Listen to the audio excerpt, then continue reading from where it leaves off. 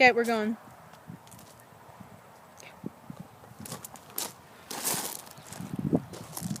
Have you ever watched a track meet on TV or seen one in person?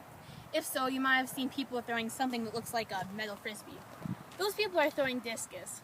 A lot of people think that to be a good discus thrower, you have to be big and tall and tough and strong.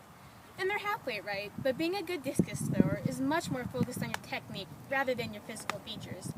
Technique is a key feature in any good discus throw. I'm going to show you how technique is used in the full throw, power throw, and South African throw. Before starting any discus training, you need three things. First, a wide open discus area that's isolated. The second thing is a discus. Girls use 1 kilogram or 2.2 pounds. It can either be plastic or metal, but I personally prefer metal.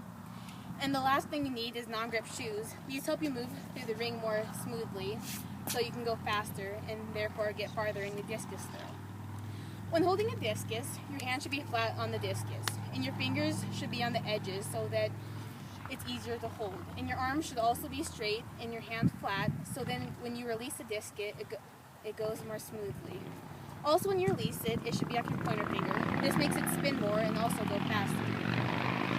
Now the first throw I'm going to show you is the power throw. When doing the power throw, your feet should be shoulder width apart and your left foot behind your right foot. You do this so if your left foot is in front of your right foot, you'll block yourself off and therefore throw out of bounds, which ends in a scratch. So after you have your feet in place, you should face the back of the ring.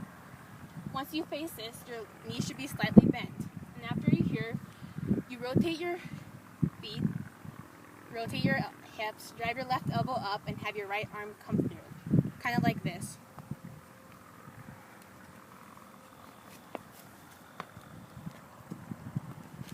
Now the next throw I'm going to show you is a South African throw.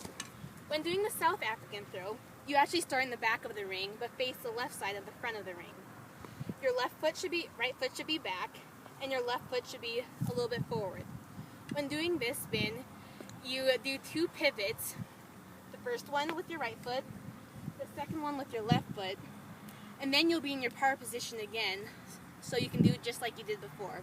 Again with the power position, you have your feet shoulder width apart, your legs slightly behind your right foot, your knees bent, face the back of the ring, drive your left elbow up, rotate your hips, and have your right arm come through.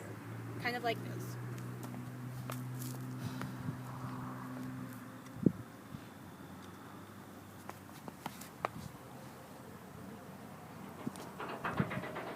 And now the last throw I'm going to show you is the power throw.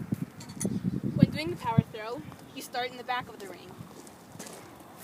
It's kind of like a South African throw, only you have a 1/4 of a difference of where your legs should go. Instead of starting like this, you end up starting like this. So now right away you do a 3/4 turn. And then when you're in this position, you pivot your feet, and again you're in your power throw. Now when doing your power throw, you have your legs slightly bent, shoulder width apart with your left foot behind your right foot. You face the back of the ring, drive your left elbow up, rotate your hip, and have your right arm come through. Kind of like this.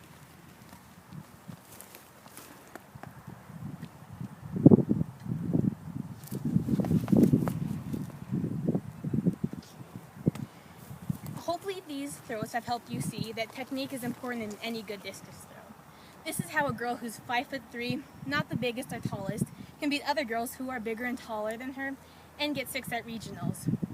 Hopefully next time you try discus, you'll use these steps and hopefully you'll improve your technique.